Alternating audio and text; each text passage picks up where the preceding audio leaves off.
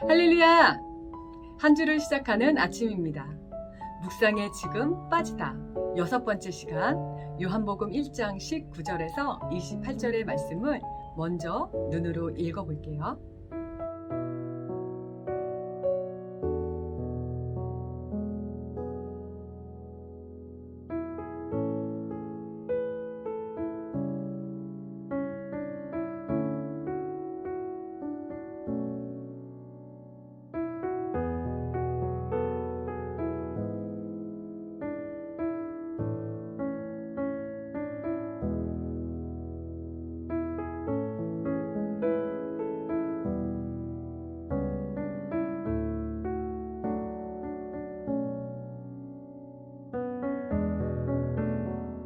앞서 요한복음 1장 1절에서 18절까지는 요한복음의 서론에 해당되는 말씀으로서 말씀의 성육신에 대한 내용들이 이어졌어요.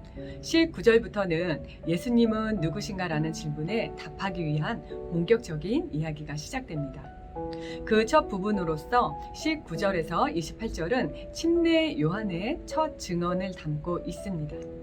장소적 배경을 먼저 살펴보면 침례 요한은 요단강 건너편 베다니에서 침례를 주고 있었습니다. 잠깐 지도를 보면서 설명하도록 할게요.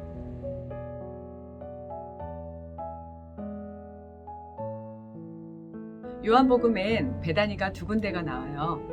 11장에 죽었다가 살아난 나사로가 살던 동네인 베다니가 있고, 지금 침례 요한이 활동하는 요단강 건너편 베다니가 있습니다. 요단강 건너편 베다니는 성경 속 지명만 가지고는 정확한 위치 파악은 불분명하다고 해요. 그런데 예수님의 세례터라고 현재 요르단 쪽에 유적지로서 지정이 되어 있는 성지 순례 장소가 있습니다. 아마 성경 속 베다니도 이 근처일 것으로 추측하고 있습니다. 이 장소는 출애굽한 이스라엘 민족이 가나안으로 입성하기 직전의 장소와 겹치기도 해요.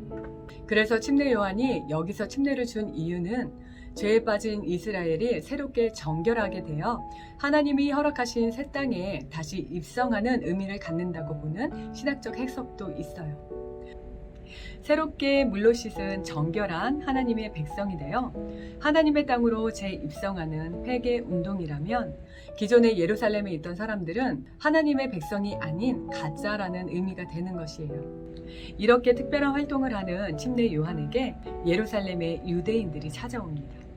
당시 유대인들의 최고 의결 기관인 산헤드린 공회에서 보는 사람들로 보이는 제사장과 레위인들은 침례 요한에게 내가 누구냐고 묻습니다. 침례 요한은 그들이 무엇을 물을지 알았기에 자신은 그리스도가 아니라고 말합니다. 이어서 유대인들은 내가 엘리야냐? 내가 선지자냐? 묻습니다. 요한의 대답은 모두 아니요입니다. 여기서 유대인들이 말하는 그 선지자는 신명기 18장에 모세와 같은 선지자를 일으키신다는 말씀에 근거한 것으로 보입니다. 그리고 유대인들의 최종적인 날카로운 질문이 이어집니다.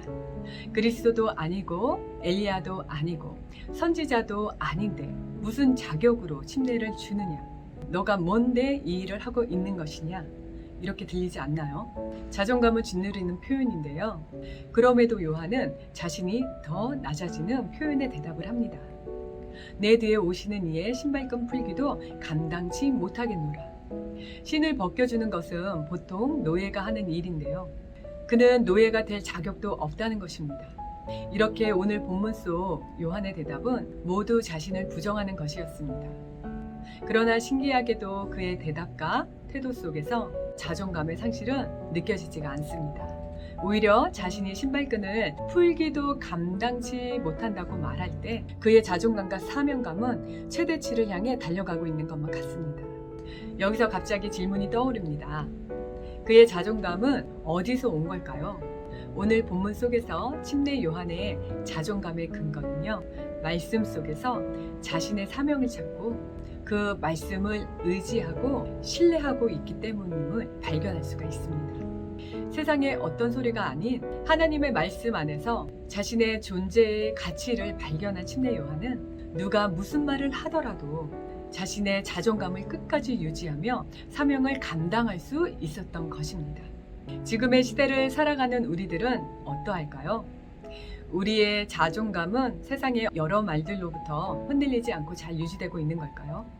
생각해보면 세상 속에서 이것이 우리의 자존감이라고 여기고 쌓아가는 것들은 대다수가 상대적이고 의존적인 것들 뿐입니다. 학벌, 직업, 연봉, 비싼 옷들 등등 이런 것들은 자아를 형성하는 여러 개념 중 물질적 자아에 속하는 것들이 대부분인데요.